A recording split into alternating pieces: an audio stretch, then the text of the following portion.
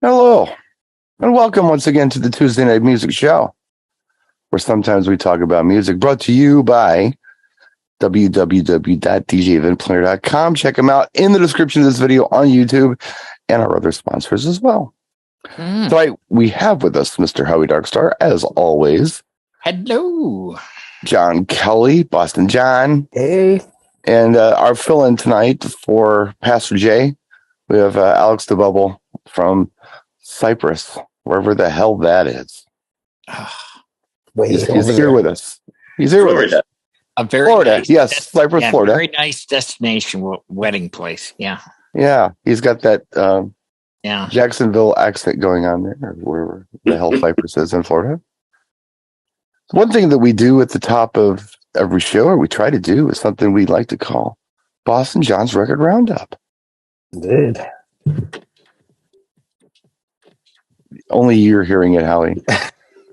No one else hears it. Your noise canceling is so good over there, we can't even hear it. Yeah. You couldn't hear that? No. Weird bump. We've never been able to hear it. Don't you ever watch the rebroadcast?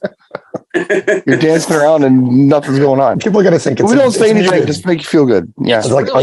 It's copyrighted, right? So that's why they keep knocking it. Extremely loud. No, it's copyright material free. I'll figure another way then. Anyway. No, it's almost more fun this way. Just keep doing what you're doing. It's good. Yeah. Well, it's a drive-in movie speaker. Yes, it is. Yeah, we did it as a gag, and that's it.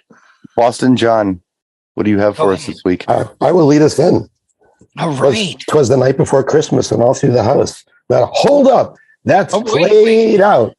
Hit it. Uh-oh. I have two from the birth of hip-hop, 1979, Mr. Curtis Blow. 79, wow. 79 was Christmas Rappin'. That's the first time he got on pop radio, we'll say. He took disco songs and used the hooks, used the instrumental samples and spoken word poetry, because he's not really a singer. No. Tell you his story, his voice goes up and down, but he's kind of just stays right in that world. I didn't realize that was 79 though. Holy crap. I had to look that one up. I thought it was 80, but 80 was the breaks. These are the breaks. Right. Which I do. I have that. And he really got some traction. So these two came after. This was 85, and then I think 87. Because then, of course, everyone in the world wanted to collaborate with him. Run DMC shows up on the record for a single. 8 Million Stories was a great song. Basketball, you hear all the time. But that's, when they say old school rap, that's where I go. It's not Snoop. That's old school. Yeah. It's not Dr. Dre. It goes way back. That's really, it was a toss up between him or Sugar Hill Gang. And there's questions as to who really hit it first. Hopefully everyone's got Rapper's Delight in there. Yeah. The full 15-minute version and maybe the slightly edited 4.5 minute version. But that's really like the birth of hip hop. So I wanted to give Curtis Blow a shout out. Curtis Walker, I think is his real name. So a little something for the old school hip hop heads. Go check out some old Curtis Blow. Nice. Wow. What do you have, Howie? Well, I'm going back to the 70s myself, because I was inspired by your video where you talked about being in the club 25 years ago and now you're back and things like that. And I was like, yeah, I have a folder of music that I played when I was in a cover band back in the early 70s. And one of my favorite songs, and it still hits really well today, I think it holds up, and it's from Roxy Music, their 5th album called Siren, and Love is the Drug. Yeah, that's the one. That's the one by Brian Ferry, of course, who is very prolific. And that's my pick. Right on. I like the way that it comes in with the bass. Do do do do do do do, and then a little bit of sax. It's not what you play, but what you don't play, and they nailed it. They were, believe it or not, I thought they would be new wave, but everywhere I looked on the internet, they classify them as glam rock because it came out the same time as when glam rock was hitting. Yeah. But then we have that overlap too, where, like John mentioned, hip hop 79. I mean, we're talking, there was a lot of different choices for us back then. But that's my choice for tonight. Right on. I think Roxy Music didn't really get the love over here. That was a British thing, because even Def Leppard cites them as influences. So like, I was like, I know one song by these guys, maybe two. But that and Avalon, I know the Braintree Kiss and Tell is really good. I like that song a lot. But yeah, that wasn't like a big thing. But yeah, Roxy Music is, you know what they always, I don't know, kind of reminding me of, and I don't know, not musically, but style wise, is like Human League. Oh, yes. It always seemed like that they were kind of, it was almost like throwback glamour look, but not like, but very high production value for the time. Oh, very, very, yes. Yeah, it's good stuff. It's like the Steely Dan of that genre. Of that genre. Yeah, definitely. Alex, do you have something for us? Yeah. So, you have your book? Yeah. There we go. Look at that. Look at that. Oh, there you go. Sweet. So, for those who don't know, this is The Jam. Now, The Jam basically was a UK London band from the 70s, started around 72. They finished in 82. This particular one is probably the definitive best of. It's actually, in the old days, folks, we didn't have double CDs. We had gatefold albums. Gatefolds. So the great thing about gatefold is you've got time to read something whilst you're listening to the music as well. Yes. So you have a booklet there, as it were, be the gatefold and the history, and all the notes of the albums as well. Now, if you do buy this on CD, don't get the compact version, which is a single CD. You have to get the double CD, because being a gatefold, there's more music on this than you can fit on the normal CD. So, if you do just get it, unless of course you stream it, in which case it doesn't really matter. Well, if you get the CD, will you get a booklet with this liner notes and so forth? If you get the double CD, you will do. The single CD, there's one CD which is compact, which is literally 2/3 of the entire collection, shall we say. But yeah, if you're not familiar with Paul Weller, he then went on to do the Style Council from the early 80s, finished with the Style Council, late 80s, 1990, and then went on to do solo stuff, which he's still doing now. I met him a couple of times. He's a very nice, down-to-earth, easygoing guy. You can say, you can shout at him and I go, "Oi, Paul," in the middle of the street, and he'll turn around and wave back. He's quite, as I said, very laid back. The Jam basically were a very, not so much political, but they did write about the times. So, if you're listening to the album and thinking you're going to have some lovely love songs on there, forget about that. It's up-tempo, though. I always thought the Jam was pretty up-tempo. Yeah. Like, it's not sad music at all. It's up-tempo music. No. And the what's your choice pick Jam song? What's the one that everyone should listen to? My personal favorites. One is a ballad called "The Butterfly Collector," which you won't find on the CD version. You have to get the extended CD version, shall we say. Or one of the classics is either "A Town Called Malice." That would be the one that. Yeah, that's the one everybody knows. Yeah, it's a good one to have. Just in your collection, if you only have one Jam song, have "A Town Called Malice." Turns up in movies and stuff, so people on both sides of the pond would know it. It's got the really cool sort of keyboard, harmonic keyboard, as opposed to almost it's the 70s style keyboard. If that makes sense. I'm not sure what the actual brand is. No, I know what you're talking about, though. Yeah, Hammond B3 sound. Back in there, like Moogs, wasn't it? MOOGs. Moogs. Yeah, Moog. Moog. Yeah. But it's. I thought I'd mention that because I think they only had 2 releases in the States, and the Billboard 100. Start came in at 45, and there was another one that came in at 75. So I thought, Didn't really make it across the States, so I thought I'll bring it up, Mm-hmm. Those are the fun ones to throw on. United States. Yeah, now they'll see a resurgence in sales. Like, where did that come from? All of a sudden. Well, that's the same with the one I picked. They're a London-based band, Roxy Music, and they didn't chart real high, but they charted high enough that people dug it to dance to. It was dance music. I'm going to, I followed John's lead from last night, and I think John may not have been quite in sorts, but he had said, hey, let's give some love to funk this week.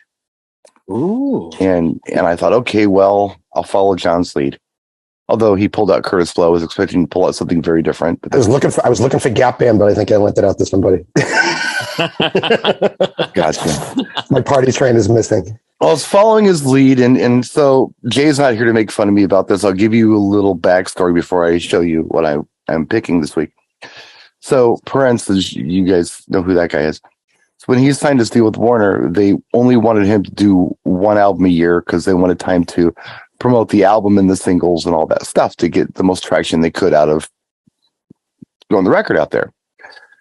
And what he did have was a deal to produce other artists. They let him do that.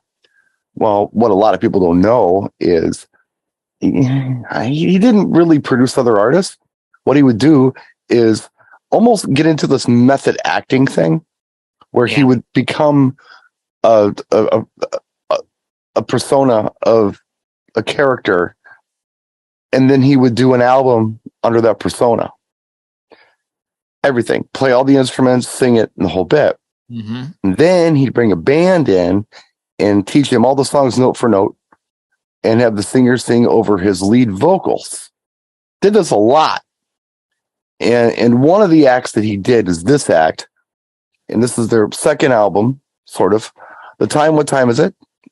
Oh, yes. Now, what's interesting about this, it is a full album with 6 whole songs on it, because that's how they used to do it back then. You didn't have to have epic jams, long stuff. Yeah, 15, 18 songs, 6 songs and done. There are 4 songs on here that are pretty good. And I picked this one because I think 2 weeks ago at the club, I actually played one of the songs called The Walk. The Walk is a cool song. If you're ever doing like what I call a grown folks set, like older R&B stuff for an older crowd and they want to hear grown folks music, The Walk is a really cool one to play. Wild and Loose is good.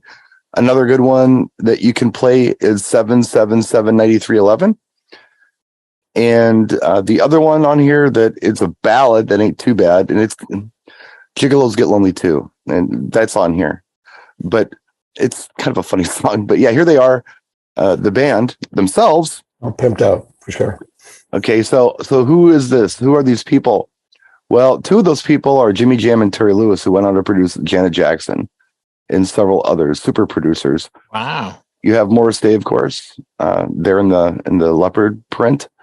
Little short white guy, that's Monty Moore. He's the guy who wrote Janet Jackson's Pleasure Principle. So he's a songwriter and a musician as well outside of this. And the little short cat next to Morris, that is Jesse Johnson. He had some songs too, did some of his own albums after he left the band. Yep. And the tall cat in the back there, that is Jelly Bean Johnson, the drummer. So anyway, that's the Time, and that's probably more than you ever wanted to know about them. Well, I have a question. I'd like to know more about the Time. Yes. Purple Rain. Mm-hmm. You had the Time in there. Yep. Now, was that all Prince, and he taught them note for note for the? Yes. Jungle Love and the Bird. Yeah. Yes. Although with the Ice Cream Castles album, which was the next album they did, Jam and Lewis had been fired. Okay, because they were late to a gig. They had gotten a gig. They weren't supposed to do anything but the Time. That was the Prince contract. Oh, okay. Morris was in charge of them for touring. Morris Day, the singer, was in charge of the touring act at the time. And they had a gig somewhere down south. But Jam and Lewis were moonlighting as producers. They were producing the SOS band at the time. I think the song Would Just Be Good to Me. They did that. That was them. But they did that moonlighting under different names. Well, there was a snowstorm. They couldn't get out of the airport and make it to the gig on time. So Prince had recommended to Morris that he fired them, so he did. And they were replaced with, I'm trying to remember, I think it was, well, one of the guys who was replaced was St. Paul Peterson. He was the lead singer of The Family, who later on did like one album, and that was another one of those Prince projects where the song Nothing Compares to You turned up for the first time, made famous by Sinead O'Connor. Right. I don't remember who the other replacement was. That wasn't Andre Simone. I don't remember who the hell it was. Maybe it was Andre Simone. I think it was Andre. Des Dickerson was doing his own thing during that film, but different lineup. But yeah, everything that The Time did on the first album, What Time Is It in Ice Cream Castle, was Prince. Morris did write some stuff, but it's all Prince. But it doesn't say Prince. If you look at it, it says the Star Company. And the persona that Prince was using when he was doing all these projects under the Star Company was a guy named Jamie Starr. Prince didn't smoke, but Jamie Starr did. I mean, it was one of those kind of method acting things. Wow. Yeah, it was. Yeah, he was really in character. He was really, really in character. Like I've seen pictures of this stuff, and it's hilarious. And what's funny about it is, if you've ever seen the movie Purple Rain and the character Morris Day, the way he talks and laughs and moves, he's imitating Prince as Jamie Starr, because that was the character. Oh, that's not really how Morris Day is. That's how Jamie Starr is. And you get a glimpse of what Jamie Starr was like on some tracks on Prince's Black album. He kind of goes into that whole persona of Jamie Starr. It's interesting. He's kind of a thuggish, pimpy guy, real ladies man, kind of a sleazeball kind of thing. And that it's a joke, but that's Morris was imitating Prince being Jamie Starr. That's what the character of Morris Day was with The Time. That's some good acting. Yeah, very good. Yeah. So good pick. That's more information, even more information than you ever wanted to know about The Time. Well, I'm in a bottle. Tune in next week, maybe we'll get more information. If you want, we can do more. If you want to know more about The Time, let us know. We'll tell you more about The Time. Yeah. They did an album Pandemonium after that. Then they had Prince actually got mad at him because they were touring under Morris Day in The Time, and he said that's too similar. I own that. So they started touring under the name Original 7 when they got the whole band back together, when Jam and Lewis rejoined them. And they've had other people fill in for Jam and Lewis over the years on the live performances. Well, one guy's, I don't know, I say he's a young guy. He's about my age, I guess, compared to the rest of them. He's a very good guitar player. Can't remember his name, it'll eludes me. But I've seen him live several times. If The Time or More Stay in the Time or anything called the Original 7 ever comes to your town, check it out. It's really good. It's really good. They're a show band. Right. So, grown folks music, like you say. They live for live performance. I mean, this is how they shine during live performances. They're all very seasoned musicians. And the live shows are just absolutely out of sight. So do check them out. I've spent time with them. I was kind of friendly with Monty Moore for a while. I've met the rest of them. They're good dudes. They're not who they are on stage. They're just normal, boring guys talking about their kids' soccer games and stuff. Right? They're not the party animals that they present themselves to be. But and here you thought you couldn't know even more stupid information about The Time. You stuck around for another minute and a half. Coming, yeah. Gave you even more. Well, maybe that's why they're still alive, because they're family guys, not party guys. Yeah. They're I don't know. That's where they were when I was introduced to them back in probably the early 90s. They were just very, very family oriented guys and real friendly, real cool. Not the parties you think they were. So right. Anyway, that's my pick. We can do more stuff like that next week if you want. Sure. So what do you guys want to talk about this week? What's topical? While you think about that, I have a question, just a general question. We go around the room and not hurt anybody. We'll start with Alex. Name a song that you think after a single listen just has that hook that works? Like you just love it first listen. What's that song for you, Alex? What song did you hear for the first time? You're just like, oh, yeah, that. Didn't have to hear it on repeat listen. It was unique. It just grabbed you. Like really unique hook. What do you think? What do you got for us? Anything? Fatboy Slim, Right Here, Right Now. Yeah? That one grabbed you like that. Because it's just got that build up, and then it goes for it. You know, you listen to it and it's like, when's it coming? When's it coming? Sure. When's it coming? You know, and then when it does, and if you've seen the music video is very original as well with stop animation. But yeah, the track itself, I mean, Norman Cook, he's a great DJ. Yeah. And back in the 80s, obviously, he's a magician is what he is. And he's a family guy as well. His daughter's coming up being a DJ as well. Living the home simple life in Brighton in the south of England. Right. Where he does that. Does he still do the big annual thing in Brighton? It doesn't do it as much now, but yeah, he used to do it. Yeah, I went to one. There was like 100,000 people on a very stony, wobbly beach. I've seen the videos. The beach is not your nice sort of sandy beach. It's just basically like the boulders, the stars of giant. Right, it's like Wales. Yeah. I know the beaches you're talking about. They're just rocks. It will be a nice luxury beach in about 50,000 years. Yeah, got to crush those rocks down. Then you'll have to. It's not quite there. Yet. another set of dinosaurs got to come and go. John, you got a song just with an irresistible hook? I remember the first time hearing. Well, it was the twofer when New Shoes was getting on the radio. This was probably late 70s, and the hit was "I Can't Wait." But I liked the other track. That was mid 80s. Right. I liked Point of No Return, not to be confused with the Expose Point of No Return. It had like a call and answer that would follow.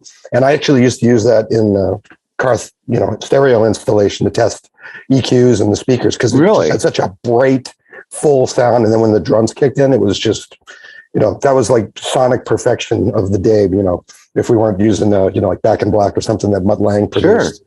But that was just a good way to test, fidelity on sound systems. But it was Point of No Return, and the group was New Shoes. Nice. Howie, what do you got? What was the hit? Well, I can't help but do this because the hook that starts the song goes on through the song and is still being played today by the Eagles. Rocky Mountain Way by Joe Walsh. Okay. Yeah. Yeah. I mean, it just starts at dun dun dun dun dun. Yeah. And it's even like I said, the Eagles are playing that as well now. So right on. Yeah. I'm going to go with the Knack My Sharona. Oh my gosh. Yeah. I mean, my gosh, first listen, it's like, we've never heard anything like this. It's amazing. Yeah. It's just got that hook. And I played it a couple weeks ago. Mm-hmm. Just drums and the bass. Tie it up and it just steam rolls right along. Yeah. That's a great one. Mm-hmm. Quincy Jones was trying to get the studio band for Thriller to come up with a song kind of like My Sharona, and they came up with Beat It. That's kind of sort of similar. So it inspired Beat It. It was that infectious. But Quincy was like, Beat It was hot, or My Sharona was hot. Let's come up with our own version of My Sharona. And that was Beat It. Mm-hmm. So big track, but no, just it all by itself. And that track came out in 79, yet on the big countdown for the 70s, it was still like in the top 10 of the biggest songs of the 70s. It was that big. That's my pick. Good so pick. We're at a crossroads. Uh-oh. We either go another round or somebody comes up with another topic. This could actually tie into a good topic, Brian, of the video that you just did with being able to jump around with genres of music when you're playing for the right audience. Because I just watched your video tonight before John Young. Oh, yeah. So if we do another round of the stuff with the catchy hooks and then try to put a playlist or keep building on that, this is we're playing Joe Walsh and New Shoes and Fatboy Slim, and everywhere. We're everywhere in this party. No rhyme, no reason, just fun. Yeah, stuff that's uplifting and energy. Sorry, I was going to say, in regards to that video, and you were saying how that guy, the woman was complaining, or you were playing for certain songs for the woman, and the other guy was saying that the teacher was playing 20-year-old music and things like that. I found when I do events, more family events, if you can get away with playing younger music, or new music, shall we say, for a younger crowd. The older generation will appreciate it more when everybody's dancing, even if they don't like the music. The older generation, 60s, 70s, 80s, they take pleasure about seeing their kids and grandkids having fun, even if they're not into the music. Right. That's very true. In music, just avoid F words, the F bomb and things like that. Yeah, it's probably a good idea. Yeah, right. You can play Eminem and Dr. Dre if it's the radio edit, because the old people they don't really care, but they care about those certain words. They hear those certain words and they instantly dislike the song. If you play it without it, they go, "Oh yeah, it's all right. They're having fun. It's not too bad." Sure. I have a friend. Well, you're just so everybody knows you're in Cyprus. You're on the Turkish side, but there's also a Greek side of Cyprus. And you lived in Greece as well. Yes. And you grew up in London, but you lived in Greece, and now you're in Cyprus, correct? Yeah. Mm-hmm. So you're kind of you've experienced all of them. My really good friends, my daughter's godparents, they live in Thessaloniki. And of course she speaks English, the kids speak English. They sound like they're from here, but they speak fluent Greek as well. Well, she used to cringe when she would go to children's parties for the kids when they were little, because they play American music, but the unedited versions, because that's what they do on Greek radio. They don't play the edited versions of songs. They don't know what we're saying. and my friend, she was like, "Oh my God, you can't play these songs for these kids." And in Greek, she would say this to the parents, and in Greek, they would reply, "These kids have no idea what they're saying. It doesn't matter." But her kids knew what they were saying. So yeah, play the edited stuff. Even if you don't sprechen the lingly, play the edited stuff. Do you have another hooky track for us, Alex? Well, okay. You were talking about My Sharona. The Vapors, Turning Japanese. Ooh, yeah. That's definitely a hooky song. If you were to play that and I had to play it, that would be my next song to keep it, in that same vibe. Okay, so now we're playing off of the other person's suggestion, is what you're saying. So we're following up songs. This is the new game, which is fine. Let's play this game. Ooh, okay. Oh, that changes it for me. So John, we're currently at Turning Japanese by the Vapors. Where are we going from there? Jay's not here. So I know. I'm thinking, because we had talked about that Go-Go's Metro Berlin zone that you were in. Yeah. We could probably say we go with Metro. You could go with Berlin Metro following Turning Japanese, because you're in that 80s pocket. Yeah, you could. And Howie, how would you feel about the next song? Well, I was thinking hook wise and just super recognizable. Sweet Emotion, Aerosmith. That is a left turn on that one, but that is a very hooky song. Yes. Yeah. Very hooky. Yeah. The one that comes to mind, and I'm thinking of songs that just grab anybody. Like anybody on a first listen is going to be like, "What is this?" You don't have to get used to it, and kind of, I don't know, hear it a few times right away. It's unique and it's weird and blah. And the one that most kids can agree is an amazing song, and I've mentioned it before. It's Mid Without House Safety Dance. Well, it's so goofy. Mm-hmm. It's so goofy because at the time, it wasn't a big hit. It was a hit, but not a major hit. Now, it had some crazy competition back in 1983, because 1983 was an amazing year for music. Mm-hmm. Maybe if it was a quiet year for music, it would have done better. But as far as my 25-year-old daughter is concerned, that had to have been the number one hit of the 80s. She loves that song. Well, I want to do over. Okay. I Melt With You, Modern English. That's 1982. Yeah, that's a big hit. Yeah. That's a big hit. Yeah. I think your point on Safety Dance, I think it just got lost in the shuffle because there was so much musically going on. Yeah. Yeah. If what was it competing against? I mean, but the love of it never went away. I mean, I still get requests for that, and that's earned its plateau like a Love Shack, or it's just it's always going to be there. And I always want to hear that more than Come On Eileen, more than the other stuff that was of the same time period. Well, Come On Eileen is also a big one here. People still love that. Oh yeah, well, it's the whole Irish bounce. Boston loves that. So, but yeah, we're just. Come On Eileen. Come On Eileen has got that beginning beat. Yeah, I mean, often I mix it in. It's like about 107, so it's that sort of like it's upbeat, but it's not too slow, and you can just loop that dum dum dum dum and mix it in. And so many times I played it, and somebody just shouts out, "Come on, Eileen!" just from those two beats. Right. It's just that beat that everybody knows because it's comes right at the beginning. It's a bit like Down Under, Men at Work. Everybody is din din din din din din din din din. Yep. Immediately they know. Doesn't even have to finish, and they know what it is. Like I can name that drum beat.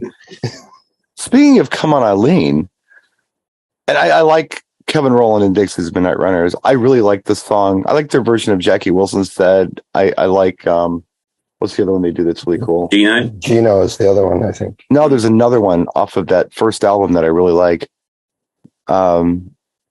Celtic Soul Brothers. I really like that song. That's on that first album. That's a cool track. So if you want to sneak in on a Friday, people want to know the band. Probably, sound, but I don't even know if I own it. Is this the I own it back here, but I don't know if I own it in the computer. But yeah, I think Celtic Soul Brothers is a cool song. But I don't know why. And Alex, you may not know what I'm talking about because a song was written and released by at least two different artists, one Canadian, one Austrian. And either you got the Austrian thing or you got the Canadian thing. I know. Oh no. You know what it is. No, you say it. Should we give it to him? Give it to him. You got ATF or you got Falco doing right. I was going to say, is it Falco's the only Australian artist? Austrian no, artist. I love the Falco version, but I really like. I mean, I cut my teeth, and the one I knew at the time was the After the Fire version. Mm-hmm. The reason I bring it up, not only because I think it would work well, but for years I was convinced whoever the lead singer was for After the Fire had to have been Kevin Rowland because they sound very similar. They even kind of look similar. So if you listen to Come On Eileen and then listen to the After the Fire's version of Dear Commissar, I don't know. They sound the same to me. They have the same tone of voice. Very well be. They could replace each other in each other's bands with no problem. Just a weird observation. I don't know. Sometimes it's cool if you play a track, and people go, "Oh, this sounds like this band," and they don't realize that the lead singer, it's the same lead singer, but they've reformed another band. Right? Yeah. Yeah. But that's not the case with After the Fire. But it sounds just like. But I do love the Falco version. The Falco version sounds like it was made in someone's bathroom. It's very low production, and the video is just pure joy, but it's the cheesiest thing in the world. The After the Fire version, it sounds like they were in a studio and had a producer in there and actually took their time with it. But I love them both. Who got credited for the writing? Was it outside writer that gave it to both of them? It's an outside writer. Yeah. Yeah, it was Prince under a pseudonym. Yeah, so not Prince name. I mean, I'm confident that Falco was riffing his English rap on there. But yeah, as far as the music goes, it wasn't either one of them. It was someone else. John, let's let you go. Okay. Let's see. Where do we want to land? Things that are instantly recognizable. A lot of times It's some kind of like an earworm, like a hook, something that gets in your head. If you take Aha's "Take on Me," for example, that right, you hear the one time, you can hum it for the rest of the song because it's there, and eventually it just kind of fades into the background because it just keeps going. Right. But that's another type of a hooky one, as I say. But something you can't get out of your head for a few days. Yeah, I remember that was stuck there when that first saw the black and white cartoon music video with the guy jumping through real life into the cartoon books there. I was like, this is going to be stuck in my head. This is going to be popular. I feel it. And then 50 years later, now the Weeknd writes Blinding Lights and basically just rips the whole thing off. Wrong, yes. Howie, do you have something for us?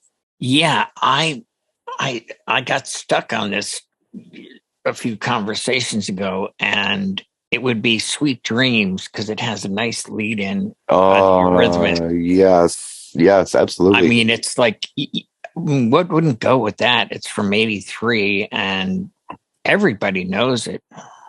It's a very interesting song, and it's aged incredibly well. It really has. I mean, request for that too. They had very high production value, for '83. Even today they have high production value. Yeah. And they have an interesting story. I mean, they go back 10 years before that came out. I guess Ann and Dave were in a band together, and then they were a couple. Mm-hmm. And they eventually ended up like squatters together, like in this abandoned house. They had nothing, and they were still writing music together. Yeah, they were still writing music together. Wow. Then they broke up. But they decided to do a thing together because they wrote so well together. And that's when they did, that Touch album with Sweet Dreams on it. Yeah. I don't know. I love that song. I really do. I didn't get the whole vibe. I didn't understand them when they first came out. I'm like, let's just check with the R&B. Oh, Sweet Dreams. There was nothing there. That was all you needed to know. Yeah. But what else was there? Here Comes the Rain Again was on that album. Yes, Here Comes the Rain Again. Yeah. Who's that girl? Was that on that album too? It was Thorn in My Side. I don't know. Was Thorn in My Side later, or was that on the first album?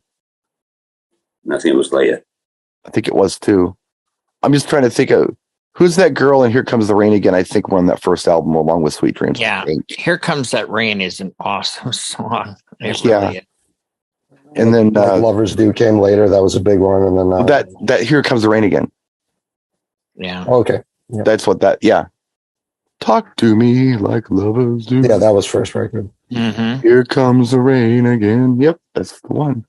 But yeah, the Eurythmics to me could do no wrong. I like the stuff they came out with later. I liked Missionary Man. I liked When I Lied to You. Mm-hmm. Mm-hmm. Well, I sent you that cover of Missionary Man. You ever get to listen to that from that Ghost band? I sent you the link for the video. I don't think I did. Okay. I'll have to go back and check it out. Oh, was he that or It's a Sin? I think I sent you It's a Sin. Missionary Man is just a rocker. Yeah. And when I heard that song, I'm like, God, Dave Stewart is a rocker trapped in a pop band.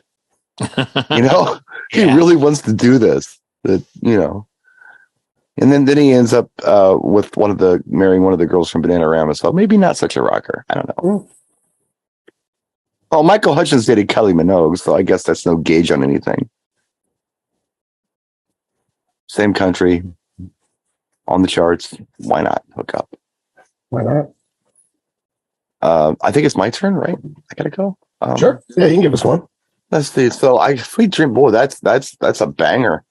I gotta follow. Well, I don't even have to follow it up. I can just think of songs that have a hook, just an undeniable hook that you just gets in you.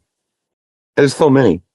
There really are. The one that I'm thinking of, and it has nothing to do with trying to play off of Sweet Dreams, I guess, but just a song with an incredible hook, and it's just very unique. And it's not like I'd never heard these sounds before, but not quite like that. Daft Punk Around the World. Oh my God.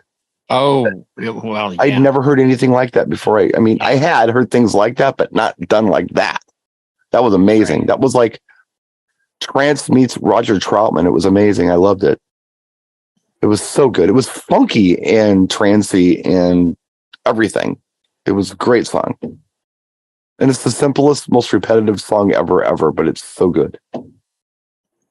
Turns out the whole album is good. If you say around the world a whole lot. A lot. I think maybe 100 times. A whole lot. Every 4 bars. The whole album is good, and that's and so does Brian Screensaver says that. Yeah. I think I still have Daft Punk as my screensaver. I played Revolution 909 last week, I think, and I think I did Digital Love. I don't know. It ages very well, and there are young bartenders there who I know are in their 20s and they eat it up, to them. And it may be classic dance to them, but they still love it. They're really happy to hear it because those songs are old. They're really old, but they're still relevant.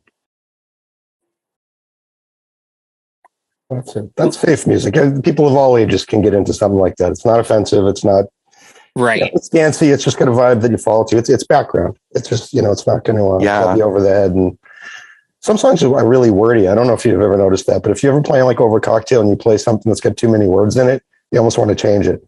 Because it's just like if you play like End of the World, as you know it, and it's like that's great, it starts with, and he just never shuts up. I'm like I want to get out of this. There's just too many words going. I need something a little smoother. Kind of preachy anyway. Yeah. Yeah, there are a lot of cool songs like that where they just don't say much, but it's almost better that way. I think it was We Didn't Start the Fires. I think the one that I had playing, and I just picked up randomly as a Billy Joel. I'm like, wow, there's a lot of words in this song.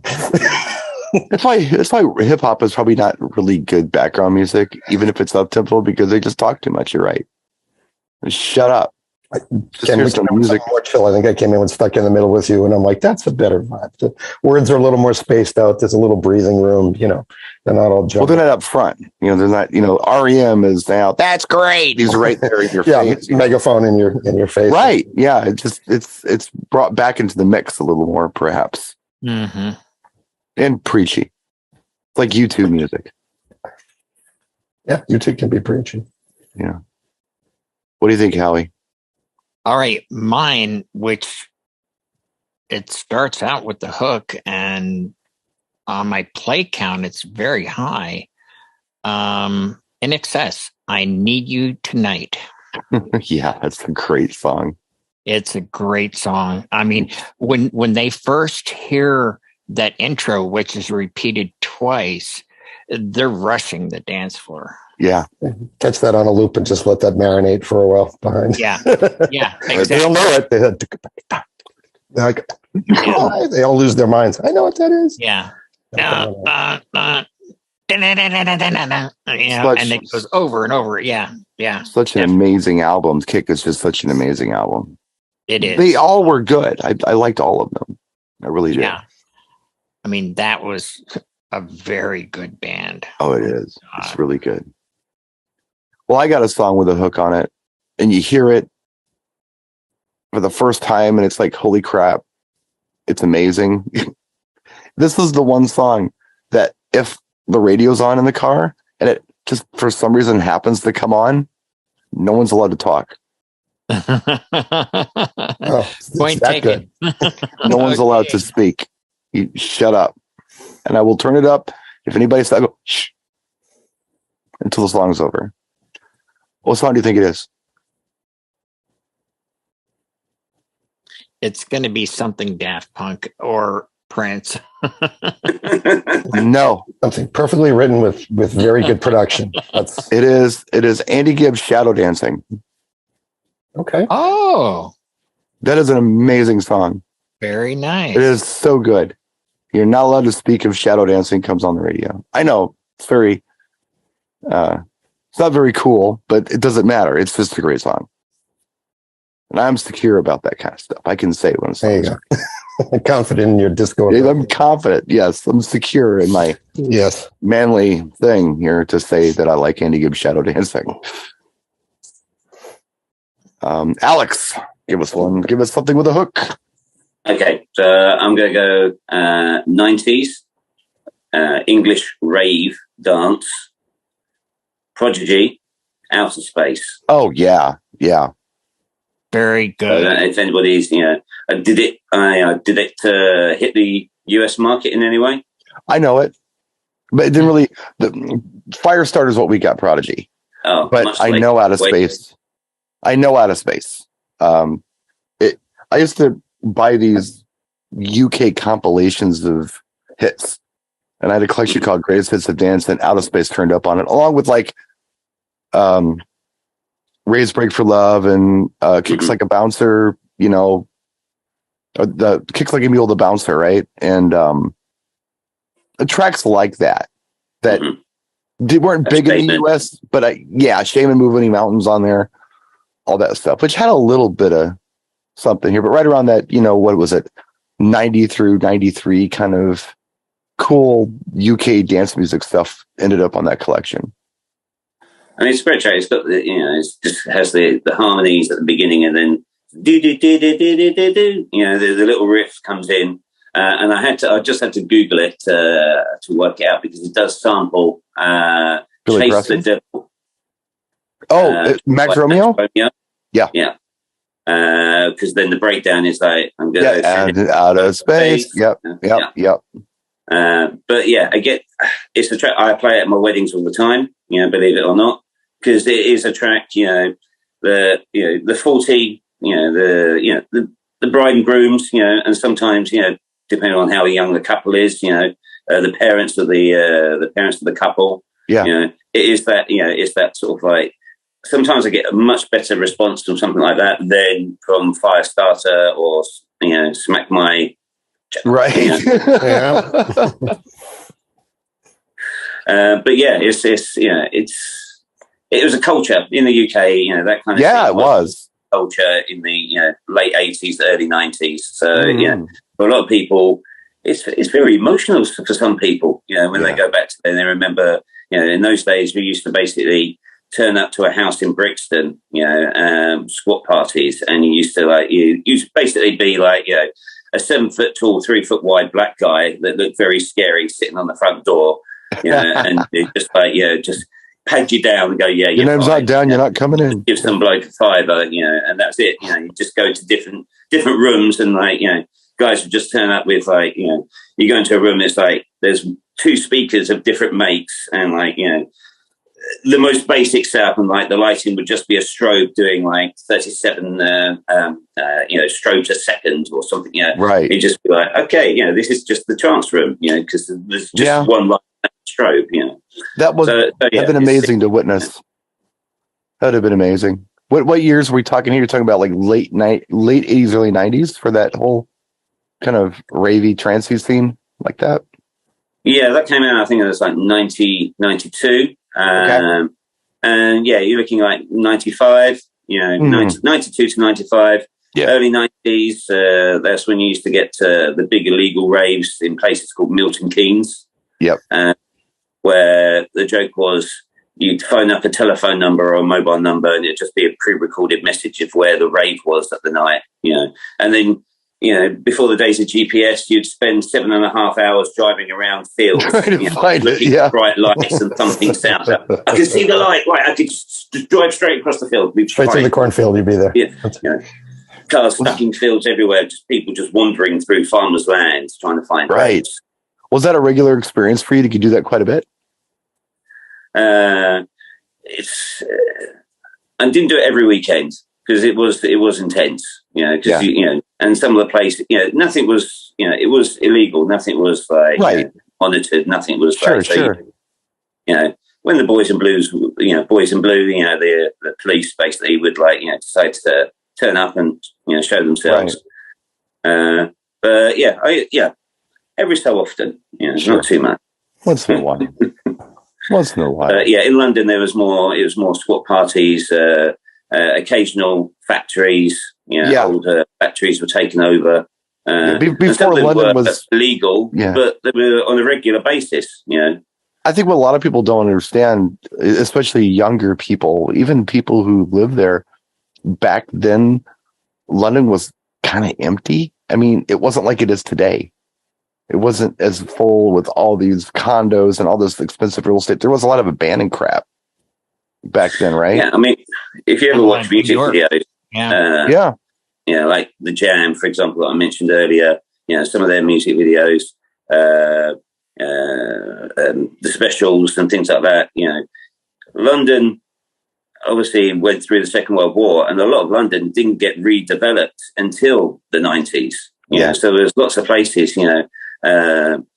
obviously there was shopping malls were being developed. So, out of, city centres were becoming empty from shops because all the shops were going to the big, which I'm sure happened in the States. Yeah, it did. Absolutely. Places, got, sucked up and, removed because everybody was going to the big malls. Nobody went to the diners in the town streets and stuff like that. It's interesting you should say that, because right now, at least in my area, it's turned completely opposite. The malls are empty. The downtowns are starting to fill up with them little shops. Well, it's happening I think it's happening like that everywhere. Like even Detroit's like that. I think so. Like the young crowd is like, what's the city thing our parents made us go live in the suburbs about? And they want to check it out. But there was a time, Alex, where you're absolutely right. I think a lot of cities all around, I mean, America had it. We left the city for the suburbs, for the malls, for whatever. And there was a lot of empty stuff. Yeah. And that's why you could have these cool, loft apartments and be an artist. You didn't have to be a multimillionaire to own something like this. You could be a starving artist and have something like that. Just happy to have someone in the building. Yeah. Yeah. Yeah. Yeah. Well, I mean, you were talking about squats earlier. Notting Hill. I'm sure you guys have seen the film Notting Hill. I have not, but I know Notting Hill. Well, Notting Hill now is very rich. I mean, we're talking like $5 million houses, that kind of thing. Right. But 30 years ago, half of it was like it was squats. It was derelict. It wasn't what it is today. And there's been cases where people have moved in there and they've been there for 20 years, got squatters' rights and things like that. They've maintained the building. They've tried to, get them out, basically. And they turn around and say, look, I've been here for 20 years. This building would have fallen down. I've maintained it. And they said, it's your house. If it wasn't for you, it would be basically, it would basically have fallen down, and it would have been, a danger to, people. We're not quite as nice to squatters here. Yeah. And we can't just claim stuff. Right. You can't just be a caretaker for 20 years. And it's my job. You get the house. It does happen to one, but not to that degree. It's not. We have what's called rent control, but not squatters' rights. There are some, there are some cases where, but it's a very rare thing. Yeah. Guys, I think we've had a real interesting show. We've talked about some good stuff, some music stuff, some history stuff. Yeah, very cool. Everyone got a chance to talk because Jay's not here. Yeah, we had some good ones in the chat too. I was going to go another round. Eric had When I Hear Music. We'll edit that part out that Brian said. And I saw Laurie put up Africa by Toto. So just want to give those two a shout out for participation points, because they're behind the scenes here in our chat. They picked some good ones. Very good. Thank you all that participated. And come back and see us next week. Thanks for watching. We'll see.